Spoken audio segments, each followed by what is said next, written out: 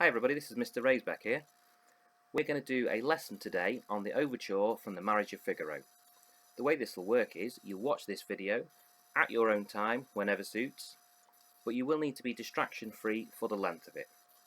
Make sure you've got a pen and some paper to make some notes, and a blank score and a pencil that you can use to annotate with. There'll be some follow-up tasks set up on Show My Homework, and in a week or two we'll set up a video conference where we can have a chat through the lesson and I can answer any questions that you've got. For now, let's have a little listen to the Overture. All I need you to do is to follow the video, you'll see the score on the screen, and gather your thoughts about why Mozart has written his Overture in this way.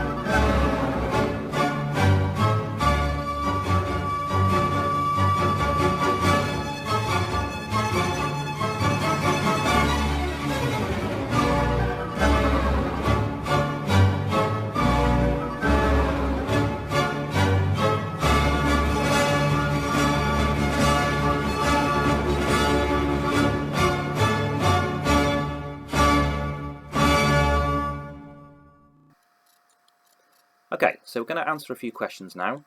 You can either write these down, or better still, if you can put these onto your computer in a document that you can share with me, even better. First question I've written is, what is an overture? By that I mean, what is it for? I don't mind whether you do some research for this or whether you already know it, but make sure you have some sort of a detailed answer for this question. Secondly, what does Mozart do in this particular example to achieve this? And by this I mean whatever you have written for question number 1. So while you have a little go at those, pause this video, have a go. As I said, make sure you've got some sort of detail in your answer rather than it just being kind of a one line or a very short answer. And then when you've completed this, then you can carry on with the video and we'll look at the next section.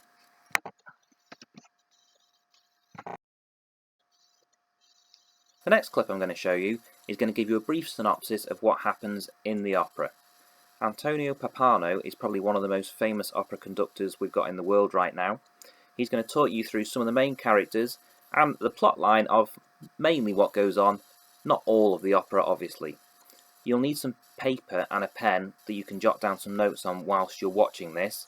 That'll save you from having to rewind to find some answers later on.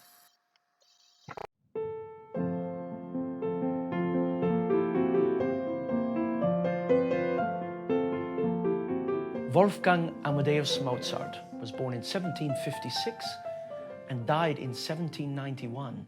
He wrote so many different kinds of music. We don't have time to list them all here, but opera was one of the things that preoccupied him the most. And he wrote many, many different styles of opera.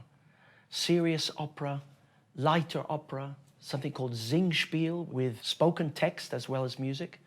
But his 3 comic operas, Don Giovanni, Così fan tutte, and Le nozze di Figaro, or The Marriage of Figaro, that we know best. With his librettist, Lorenzo da Ponte, he created something that is so full of life, so full of intrigue, full of character, based on a play by Beaumarchais. It has elements of revolution. Here was a play that was more or less banned, Beaumarchais' play, so controversially opposing old power of the nobility to freedom again. You know, Figaro confronting the rights of an aristocratic ruling class to dictate how people should lead their lives. And again, the foments of the French Revolution, which was just round the corner.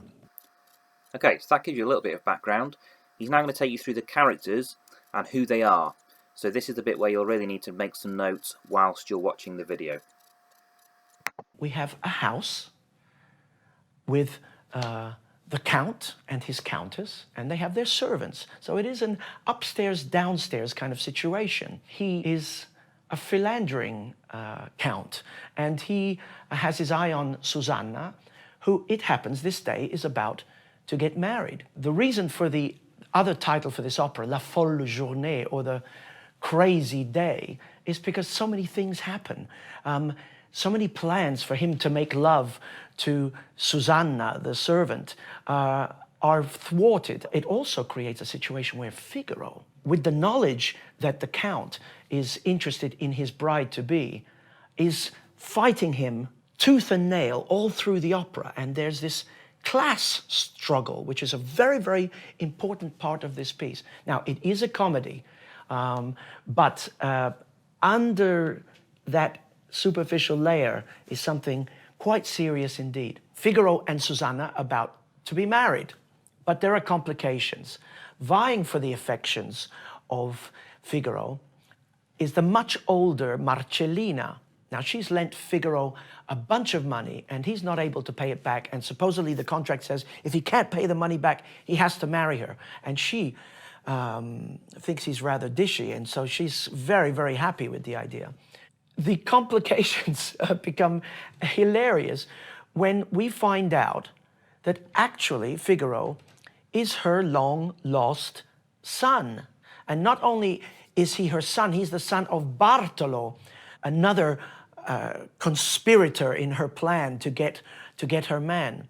So you can imagine the chaos and the motherly love that then is smothered onto Figaro.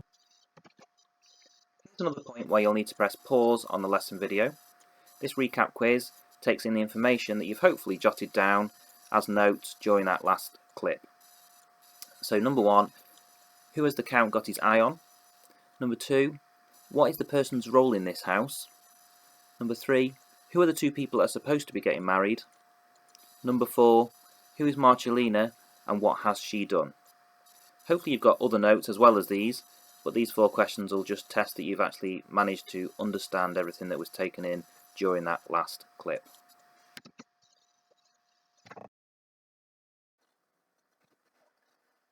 Look at some score analysis now. Just before we broke up from school, I gave you all a printed copy of the score. If you haven't got one of these, you'll find one attached to the Show My Homework task. If it's not possible to print one yourself and you haven't got one, then you'll just need to make notes on some paper, and then we can always write up some when we do return to school. The first job I'd like to do is an easy one, if a little tedious.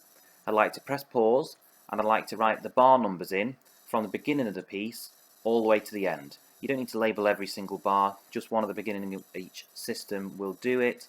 There's, I think, around about 294 bars. Press pause and do that now, it'll make everything else a lot easier after this. The first thing to look at is the structure of the piece. The piece is largely based around sonata form.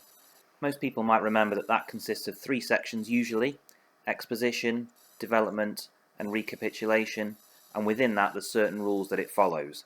The reason the word abridged there is because this piece doesn't quite follow that exactly, as you'll see on the next table.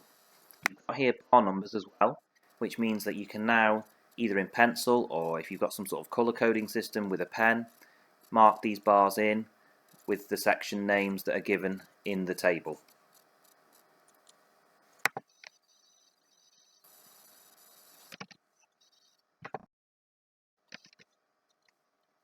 If we compare this to our traditional sonata form, you'll notice that this can be divided into an exposition and a recapitulation easily. Other than the few bars that we've labelled as transition 2, there is no real development section. This transition really isn't a development anyway, it's just a link. In terms of keys, you can see this does follow a fairly traditional format, mostly based around the tonic and dominant. This doesn't mean it doesn't use other keys, but these are the keys that you would largely describe these sections as. Make sure you've got all of the structure points, bar numbers and keys marked on so far. As we go through the next few points, feel free to pause and play, rewind as much as you need to make sure you've got as many notes as possible annotated on your score. As we would normally do in lesson time, I'm not going to talk about every bar, that would take forever. There is quite a bit of repetition in this, therefore there's no point rewriting stuff. I'll just point out a few main sections.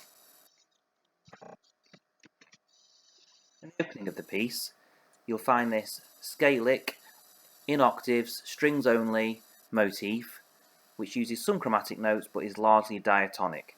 You'll notice that the notes are also based on the primary chords. There's quite a lot of D's and A's, with an E towards the end, which will be based on chord 2 for a 2-5-1 perfect cadence at the end of the first phrase. In the next phrase, you'll see a secondary idea within the first subject.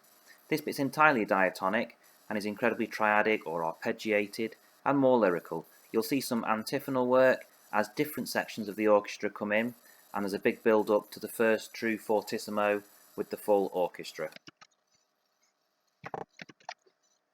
As we repeat the original motif, you'll see that now there is some harmony, the woodwind have joined, there are suspensions present, and if you analyse each chord you will find some unusual choices or more experimental chords alongside the more traditional ones that form the cadences. As we progress into the transition section, you'll notice there's extensive use of pedal notes. To begin with, that's tonic pedal of D, which then alters to the dominant pedal of A, and lots of major scales and arpeggiated sections. The dominant pedal is then going to become our new tonic as we modulate to our dominant key of A major for the second subject, which begins at bar 59. During the second subject itself, now in the dominant key, we have a much different or contrasting texture, three-part texture which continues to build. There's much imitation, most of the writing is conjunct, you'll find some chromatic harmony, but overall you'll feel this constant quaver movement which adds excitement alongside the extreme dynamics, forte pianos, sudden chords that burst out tutti amongst smaller textures which help to add drama to the situation. We then come on to a new idea within the second subject, this rising scalic idea. You'll notice within this there's some chromatic passing notes. There are some unexpected chords such as the F minor and diminished chords. There is also a Neapolitan chord, which is the B flat chord, remembering that our key is largely based around the key of A here. And the melodies in the bass line to begin with, before again through use of antiphony being passed around some of the other voices. The transition sections and the codetta, again as with earlier, make use of pedal notes, sequence, conjunct and triadic movement in the melody lines. And the pedal notes, you'll notice through the codetta, repeated A's, this time separated with rests, but because the same pitch is repeated, that will come across as a pedal note, and repeating that dominant pitch of A will lead us back to our tonic for when the recapitulation occurs. Notice that the recapitulation of the first subject is shorter than the original version. It's much the same in the way it's composed. Some of the suspensions in the accompaniment parts have been developed, and it leads on to a short transition based around pedal. The second subject in the recapitulation is mainly based around the tonic key, as you would expect in a traditional sonata form piece. And as we come towards the end of the piece, the coda is really where Mozart starts to ramp up the excitement in this piece. It begins with some rapidly scurrying around quaver movement, thin texture, but the pulsing tonic pedal in the bassline instruments gives it momentum, and it is an almost entirely diatonic. It then builds to thirds, coming in the bassoons, texture ever growing as we go on through the piece, and dynamic also building at the same time. You'll notice the pedal note at the bottom moves from having rests to having no rests, the rhythm therefore increasing intensity, and then we reach these bars where the pedal note breaks off for these perfect cadences. There's one there in 265, 451. We've got inverted pedals at the top of the texture also from the flutes once we've built up, and then these moments where the texture comes together, everybody playing the same rhythm, which adds real power to the texture as well. Towards the end, we've got descending not semiquavers, we've got descending quavers on the tonic key of D major in lots of the other instruments. He throws in an interrupted cadence using chord 6 towards the end, just to extend the piece a little bit further. And then on the final system, you'll notice the brass and the timpani performing these fanfare rhythms, the dotted crotchet followed by a quaver to give the piece a triumphant end.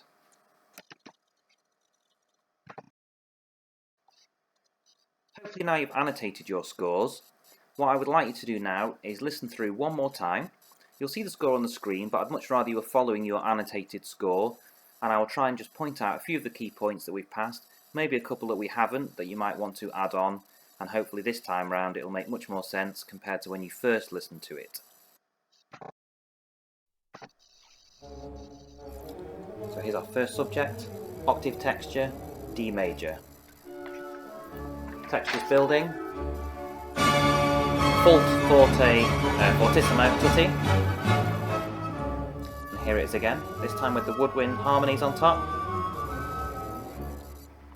Same build up again, and another fortissimo. Okay, here's the transition, the tonic pedal in the bass line, more rapid scale of work.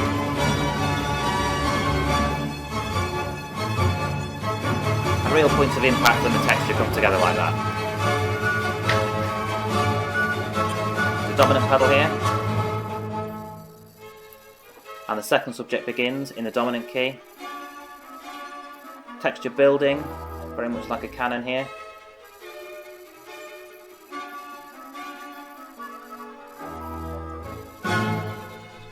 There's some impact points, create more drama. And here's the bass line melody with the chromatic passing note.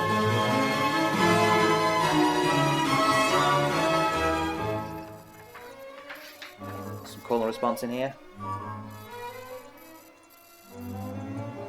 Little minor interlude here.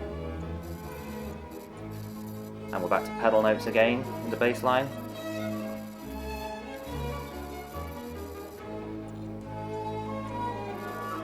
Texture gradually building this time.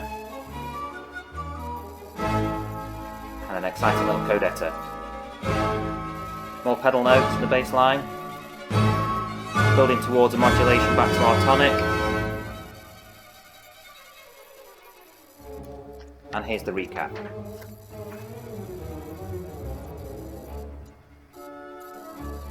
Same as earlier.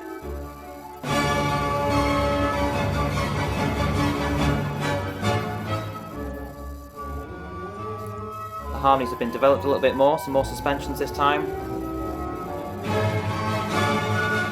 Much shorter first subject in the recapitulation. This time our second subject is now in the tonic, D major. Some of the woodwind rolls have swapped over from earlier if you compare them back.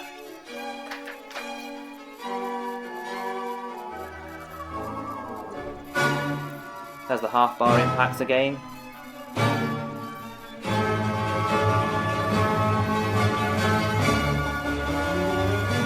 Those constant repeated quavers give it real momentum. Here's the call and response again.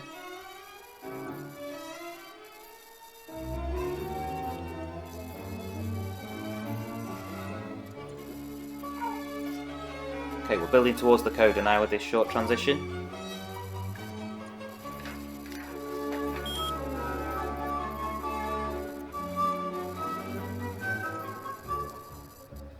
Okay, here's the build to the end. This is an ascending sequence.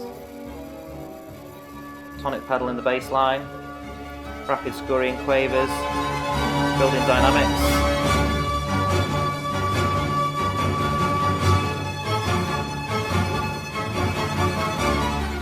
Descending scales.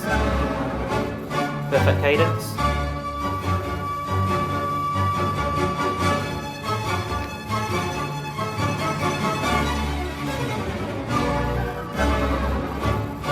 Scales passed around the orchestra there. And then the fanfare rhythms towards the end.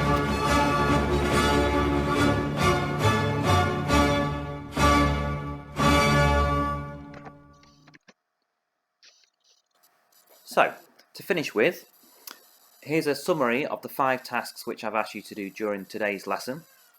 To begin with, there were some starter questions about what an overture is and how Mozart achieved the purpose of an overture. Secondly, there were some notes to be made about character names and roles within the opera. There was then a recap quiz about these notes. There was some labelling of your score to be done, or maybe printing out a score first if you haven't already got one. And then finally, there was the annotation of the score using all of the notes that we've discussed over the last 20 minutes or so. Obviously you can go back over this video at any point you like at your own pace, but please make sure all of this is done, and we'll catch up next time and do a little bit of recapping of this before we move on.